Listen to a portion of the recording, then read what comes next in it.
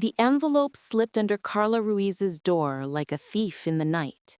Plain, unmarked, but heavy with the kind of trouble that doesn't knock first.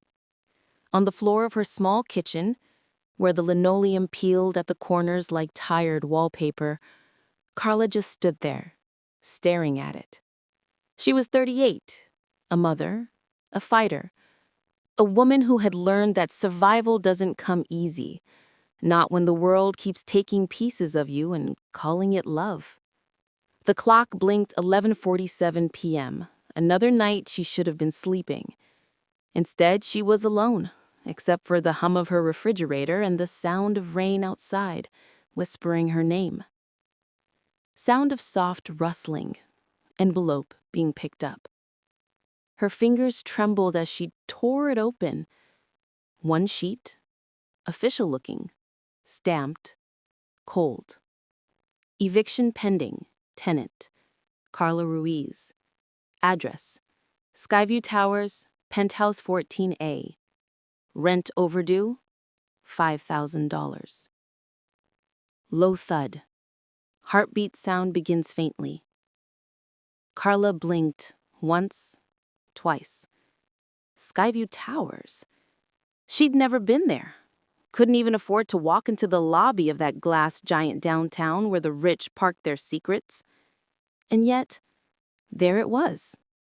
Her name, her signature, perfectly forged.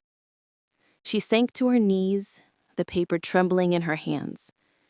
Somewhere in the next room, her daughter Mia, only 8, dreamed softly the kind of innocent sleep that mothers protect with their lives. Carla whispered to herself, barely breathing, "Victor." Her ex-husband's name burned her tongue like poison.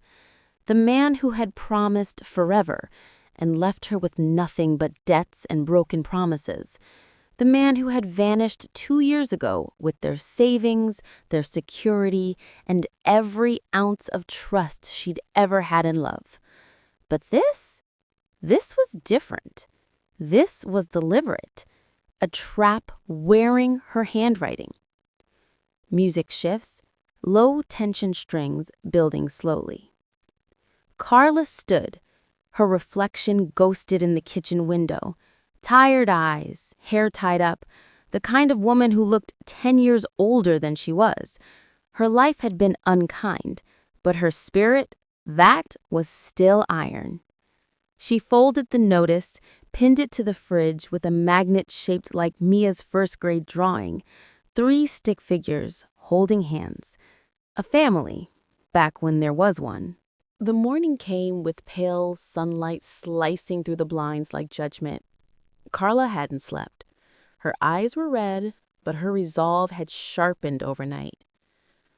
A soft coffee brewing sound broke the silence. Mia's voice broke the silence, sleepy, soft.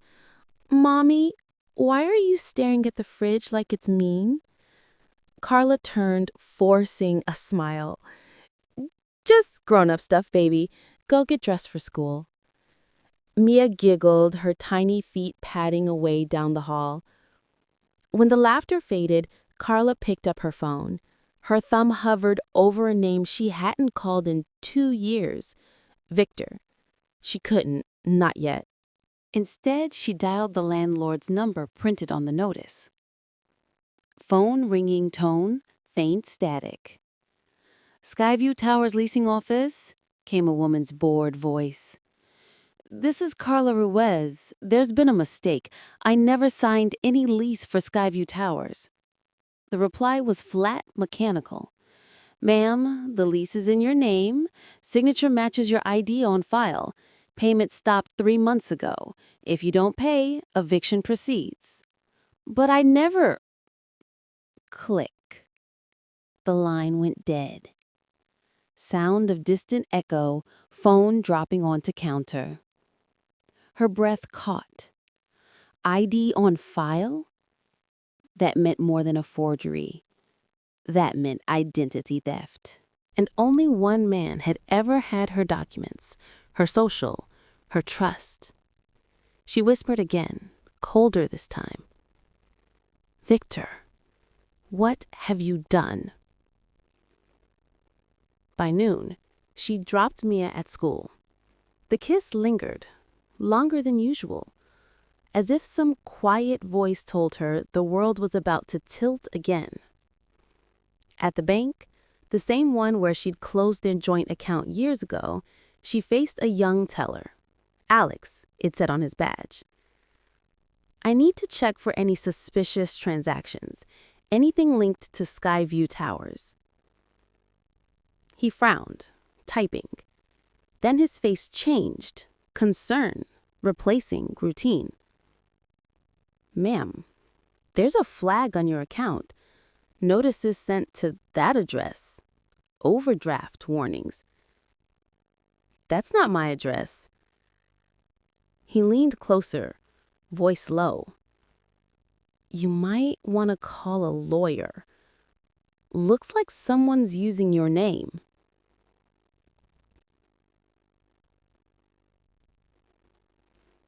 A lawyer? Carla almost laughed.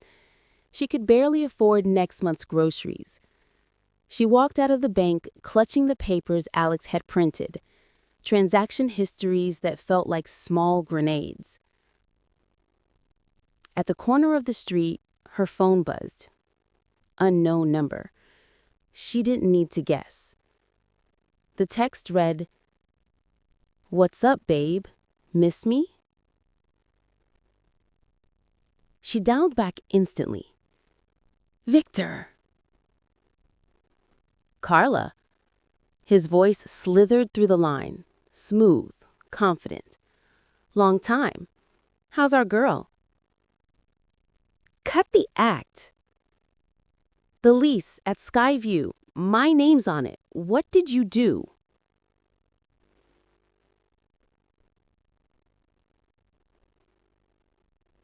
A pause, then a chuckle.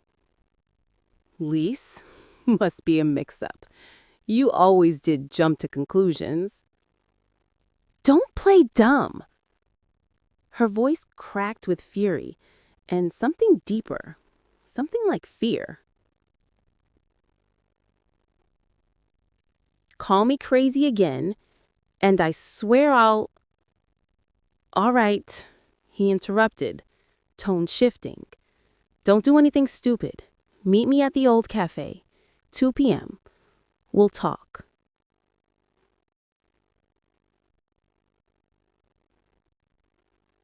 She froze. The old cafe. Their first date. Their last good memory. Now, a trap.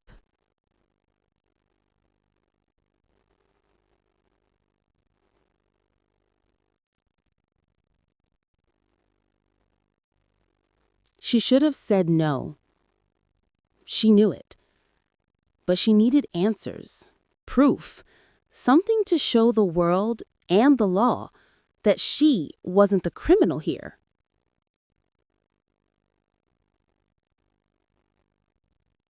At 2 p.m., the cafe smelled of burnt coffee and broken promises.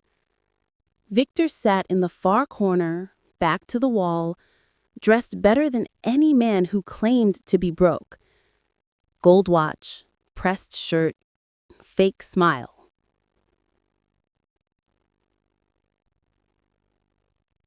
Carla, he said smoothly, you look good. She didn't sit. Explain the lease. He leaned back, exhaling. Fine, I needed a place to stay, used your info, no harm done.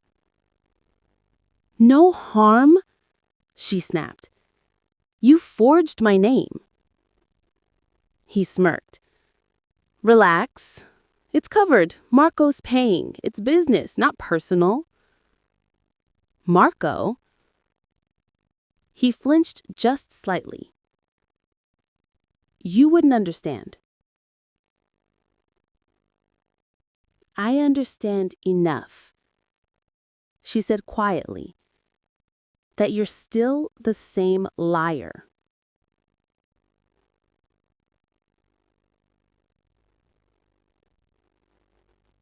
She reached into her bag, pulling out the bank printouts.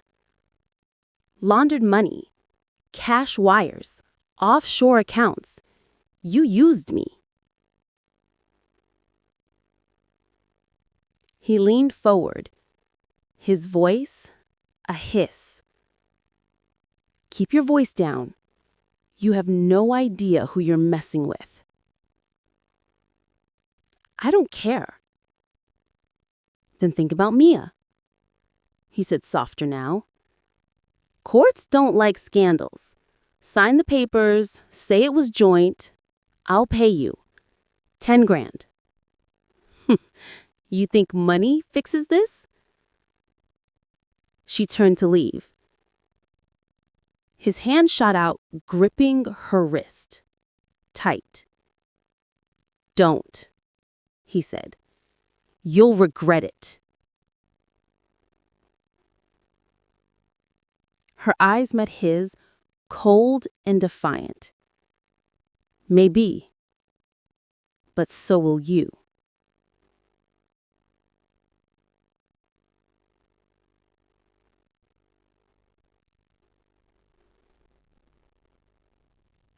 That night, back home, the rain came harder. Carla watched it streak down the window like tears she refused to shed. Mia was asleep again, her soft breathing the only thing grounding her to sanity. Carla whispered to herself, "This ends with me." Carla hadn't slept. The envelope on the fridge had become part of the kitchen now, like a warning light that refused to burn out. She sat at the table, coffee cold, fingers pressed against her temples. The events of yesterday looped like a scratched record. Victor's smirk, the forged lease, the name Marco. Every piece of it throbbed like a bruise she couldn't stop touching. Mia padded in, clutching her backpack. "Mommy, my shoe's broken again." Carla smiled faintly, kneeling to tie the laces, hiding the tremor in her hands. "There, good as new." Mia grinned, kissed her cheek. "You smell like coffee." "Occupational hazard," Carla mumbled. The moment Mia left for school, silence filled the apartment again, heavy, almost physical. Carla reached for her laptop, the screen flickering in protest. Her fingers flew over the keyboard. Skyview Towers, money laundering, Marco Ruiz, Victor. Results poured in. Blogs, real estate threads, whispers. Luxury facade hiding dirty money. Tenants used as fronts, connected to offshore accounts. A chill crawled through her spine. She clicked an image link. A photo from some charity gala 2 years ago. Victor, glass in hand, laughing beside a man with cold gray eyes. Marco Ruiz. No relation to her, but fate had a cruel sense of humor. The doorbell jolted her. One long buzz, then silence. Her heart stopped. She tiptoed to the peephole. Empty hallway. Only a small envelope on the floor. She picked it up, tearing it open before she could think. Inside, a photo. Rainy, printed from a phone. Her and Mia yesterday outside the school. On the back, a message scrawled in red ink. Back off. Her breath hitched. She stumbled backward, the photo slipping from her hands. Her chest heaved, panic mixing with fury. She'd been watched. Her phone buzzed. Unknown number, a text. "You're in over your head, Carla. Stop digging." She hands shook as she typed. "Who is this?" No reply. For a moment, the world seemed to tilt. She forced herself to breathe, to think.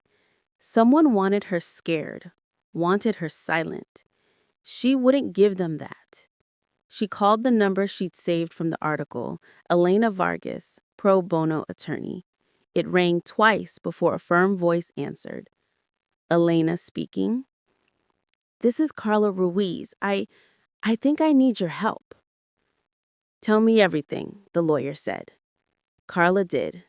Every detail, every fear, every ghost. When she finished, Elena's tone had changed. You're in danger, Ms. Ruiz, but we can fight this. Meet me tomorrow, 10 a.m. Bring the papers, the text, everything. Carla agreed, writing the time on the fridge with a trembling hand. Night fell like a weight. She locked every door, every window. Mia watched cartoons, unaware of the storm her mother was holding back. Later, as she tucked her daughter in, Mia whispered, "Mommy, are we safe?" Carla kissed her forehead. Always. She didn't believe it. When the lights were out, she sat in the dark, the glow of her phone lighting her face. She opened Victor's social media. Her profile was private, but the profile picture, new. A photo of him in a club, laughing, arm around a man in a black suit. Marco again. A deep ache filled her chest, betrayal layered on betrayal. The next morning, the city was gray and sharp, the kind of morning that felt like it could cut you open. Carla took the bus downtown, clutching a folder of documents like armor. Elena's office was small, second floor of a community building, walls stacked with legal files and coffee cups. The lawyer herself looked sharp, mid-50s, eyes that had seen too many cases like this one. "Let's see what you got," Elena said. Carla spread the evidence notice, the texts, the bank records. Her gaze was steady, scanning every line. Classic laundering pattern. Your ex used your name as a shell tenant. That lease moves dirty money through rent. You're the cover. Carla's throat tightened. So he framed me? Worse, Elena said. He made you part of his crime. Her fingers went numb. Can you fix it? We can build a case, handwriting analysis, financial trail, maybe even FBI involvement. But you have to stay quiet, no contact with him, and protect your daughter. As on cue, Carla's phone buzzed again. Another unknown number. She turned the screen toward Elena. Don't answer, the lawyer said. But the message appeared anyway. You talk, you lose the kid. Her pulse spiked. Elena grabbed the phone. We'll document this. It's intimidation. Go home, pack essentials, and stay alert. By the time Carla left the office, the city felt different, colder, watching. Every reflection in a window looked like eyes. She stopped by the police station, clutching her folder. The desk sergeant barely looked up. Detective Ramirez, he called, motioning to a burly man in a worn jacket. Ramirez listened as she explained, flipping through her papers with a practiced boredom that softened when he reached the threats. Your ex, huh? He muttered. We'll look into it, but without hard proof, best I can say is get a restraining order. He pushed a form toward her. She filled it out, hands shaking. By the time she got home, the sun was setting, orange bleeding into gray. The apartment felt smaller, air heavier. Mia was drawing at the table, crayons scattered. Look, Mommy, it's us. Carla smiled faintly. That's beautiful, baby. She crouched beside her, heart aching. You're my reason, okay? No matter what happens, you remember that. Mia nodded, wrapping her tiny arms around her neck. Later, after Mia slept, Carla opened her laptop again at the kitchen table. She typed, Victor Ruiz offshore accounts. New results this time. A public photo, Victor shaking hands with Marco Ruiz at a charity gala. She zoomed in. The same watch, the same grin. Her stomach twisted. She printed it. Evidence. Proof. The wind rattled the window, and for a moment, she swore she saw movement outside. A shadow near the street lamp, then gone. Her phone buzzed again. This time, a picture of her building. The caption read, "You're being watched." She slammed the window shut and pulled the curtains tight. Her heart pounded, but beneath the fear, something else grew. Anger. He thought she'd break. He thought she'd fold like before, but not this time. Carla Ruiz had been quiet for too long. She whispered into the dark, "You started this, Victor, but I'll finish it." Carla sat in darkness, her only light the flicker of a candle on the table. The power had gone out an hour ago, but she wasn't sure if it was the storm or something else. Her laptop battery blinked low, her phone nearly dead. The quiet wasn't peace. It was the kind that hides danger in every shadow.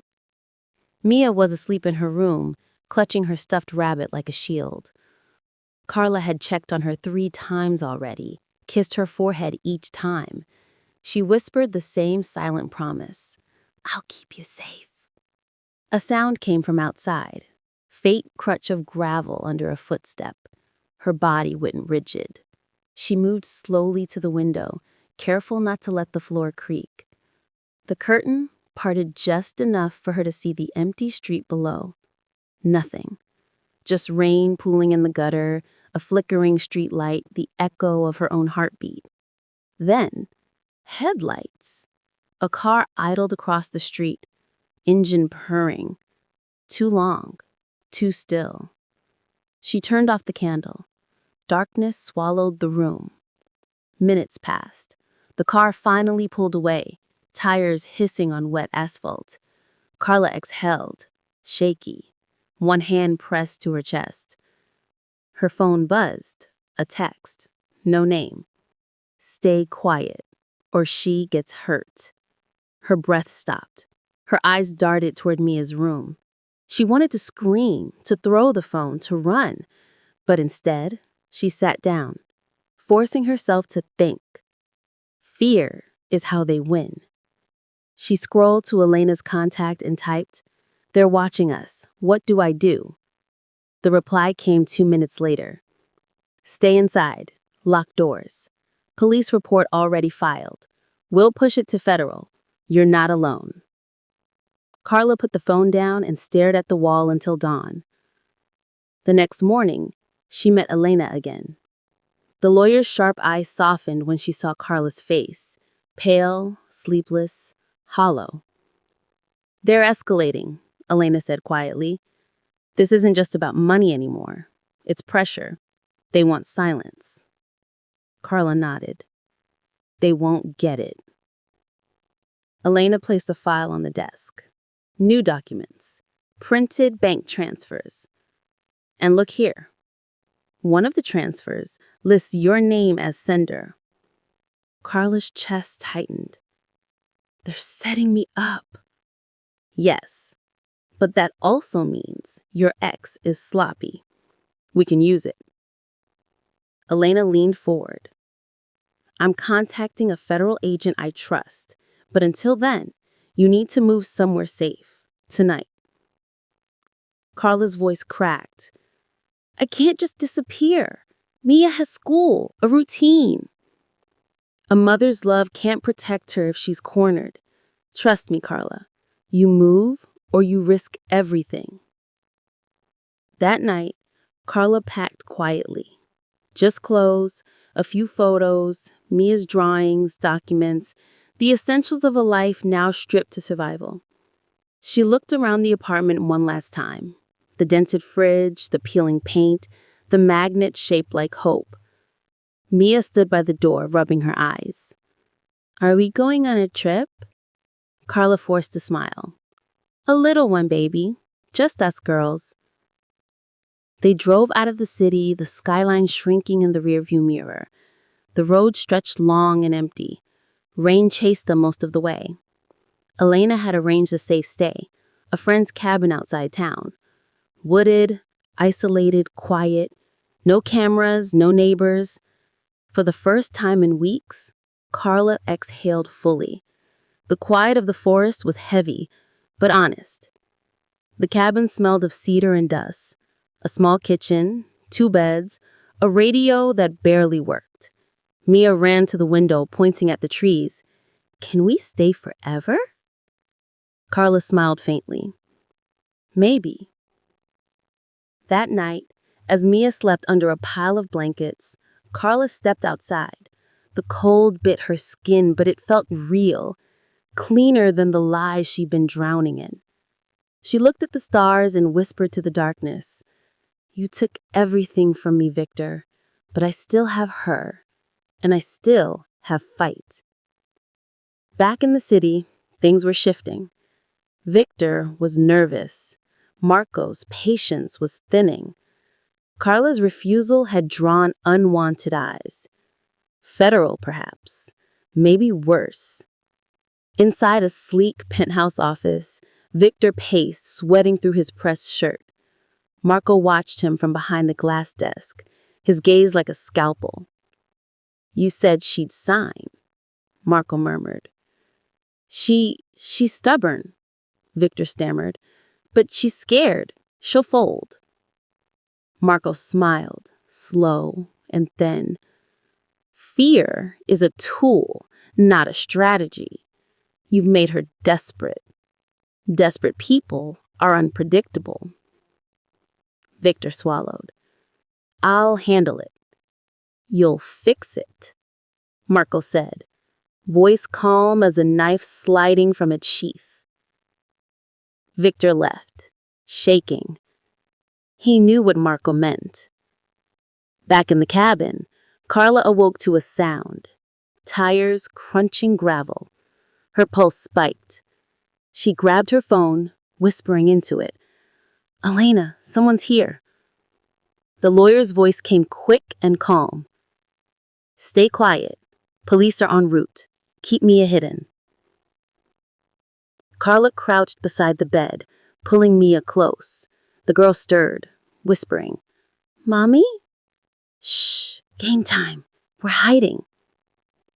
A figure moved outside the window. Slow, deliberate. A shadow with a flashlight. The doorknob rattled once, then again.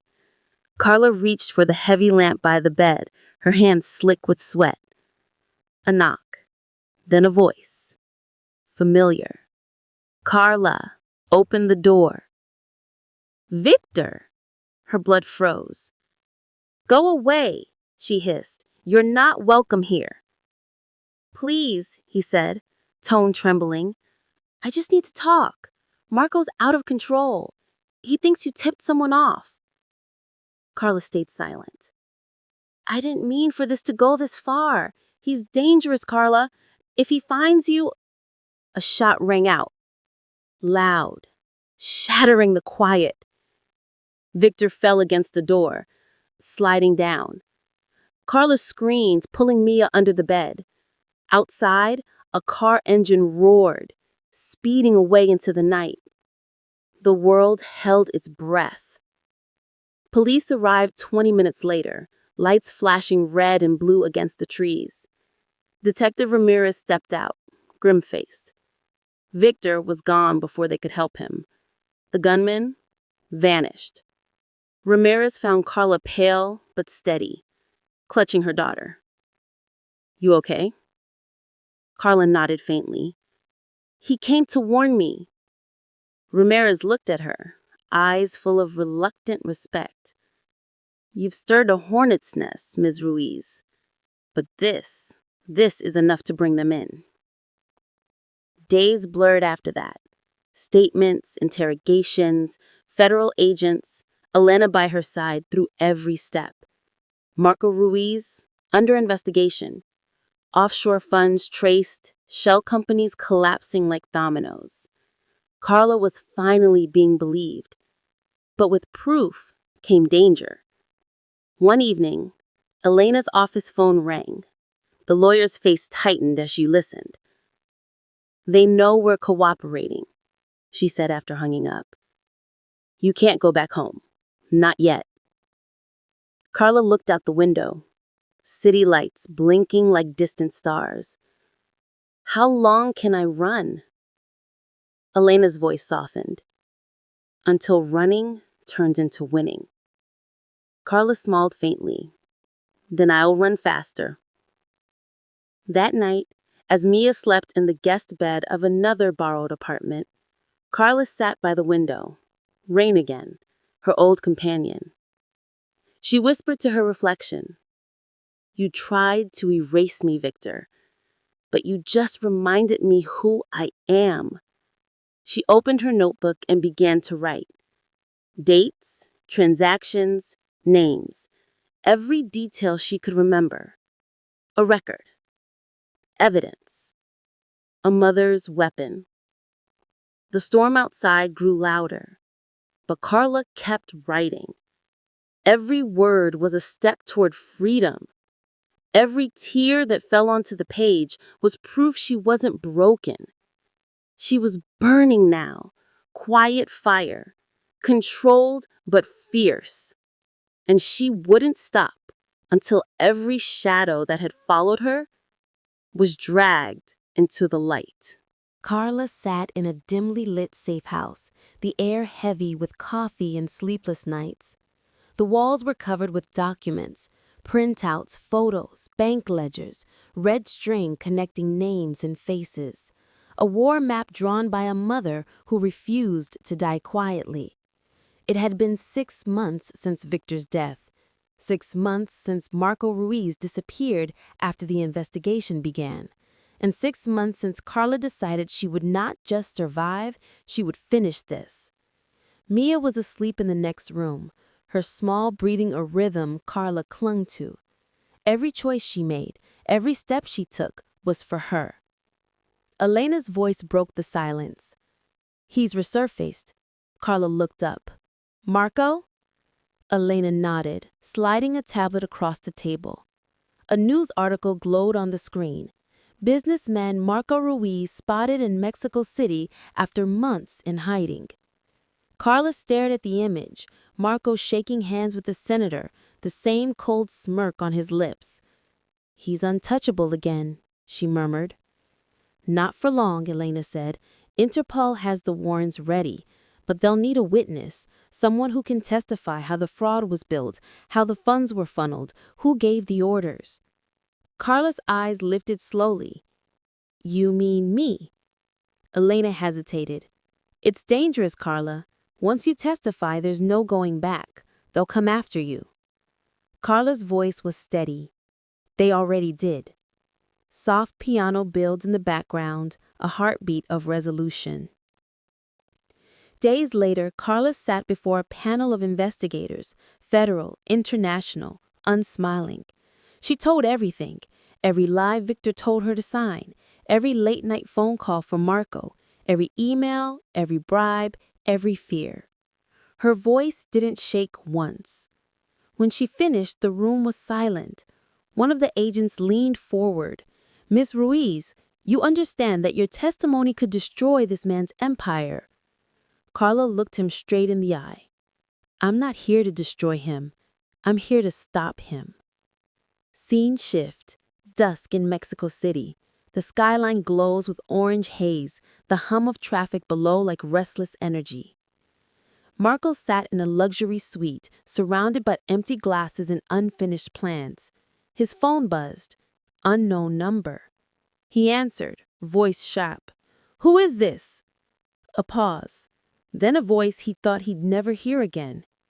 "Did you think I'd stay afraid forever?" His breath caught. "Carla." "I told you once. You took everything from me, Marco. But you forgot one thing, Marco. I remember everything." He stood abruptly, pacing. "You have no proof left. You're just—" "Check the news." Marco froze. He turned to the TV, remote trembling in his hand. The headline cut through the static. "Federal whistleblower exposes Ruiz corruption network." Carla's face appeared beside the article, calm, determined. Marco's glass shattered on the floor. "You'll regret this," he hissed. Carla's voice didn't waver. "I already did. Now it's your turn." The line went dead. Sound cue, newsroom chaos, cameras flashing, the low thrum of voices. Carla steps out of a courthouse surrounded by reporters. Rain begins to fall, soft and cleansing. One reporter shouted, "Carla, are you afraid for your life?" She looked at them, eyes calm, lips faintly curved. "I was afraid for too long. Fear doesn't own me anymore." Flash bulbs erupted. Elena guided her into the waiting car. As they drove away, Carla watched the courthouse fade into the distance. The storm clouds were parting, sunlight piercing through. Later that night, Carla and Mia stood at the edge of a quiet beach. The same sea she once dreamed of escaping to now stretched endlessly before them, open, free. Mia picked up a shell and handed it to her. "Mommy, can we stay here forever?" Carla knelt down, brushing hair from her daughter's face. "We can stay anywhere now, baby, because we're not running anymore." Mia smiled, small and pure. "Does that mean the bad guys are gone?"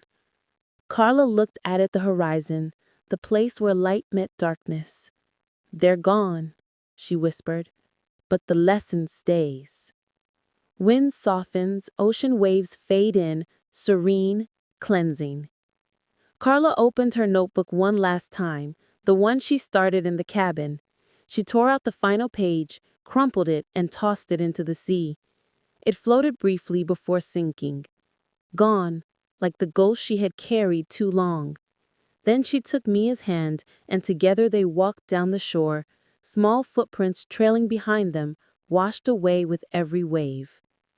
Music swells, hopeful strings, light piano, ending in silence. INTIQARA Stories. And so ends the journey of a woman who lost everything, only to find her strength in the fire of betrayal. Carla's revenge wasn't about rage, it was about reclaiming her peace. If her story touched your heart, don't forget to like, comment, and subscribe to INTIQARA Stories, where every heartbeat hides a story and every tear hides power. When life takes everything from you, what's the truest revenge? A. Forgiving and moving on. B. Exposing the truth to the world. C. Building a new life in silence. D. Making your enemies face their own guilt.